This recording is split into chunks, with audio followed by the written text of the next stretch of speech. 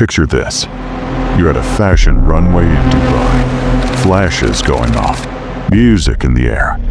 And instead of a model, a car rolls onto the stage. That's exactly how the world first saw the Mercedes-Maybach S680 Haute Voiture in December 2022. And right from that moment, it was clear. This isn't just a car, it's wearable art on wheels.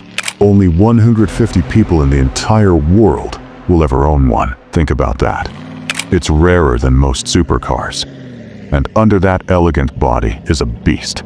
A handcrafted 6-liter twin-turbo V12, pushing out over 620 horsepower and close to 900 Newton-meters of torque. Doesn't matter if you're gliding through city streets or stretching its legs on the highway. This Maybach moves with the kind of effortlessness you'd expect from royalty.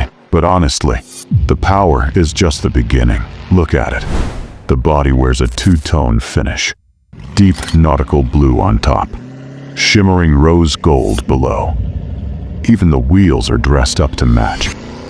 At night, as the doors open, animated lights project patterns onto the ground, like the car itself is putting on a show just for you. Step inside, and it's like walking into a high-fashion lounge. Boucle fabric, soft to the touch, mixed with crystal white leather. Rose gold accents glimmer across the dashboard. Even the floor mats, made from linen and mohair, feel like they belong on a designer runway.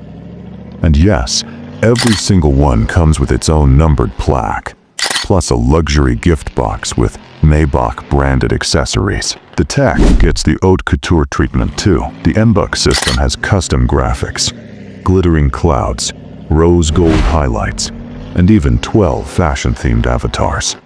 It's futuristic, stylish, and totally unique to this edition.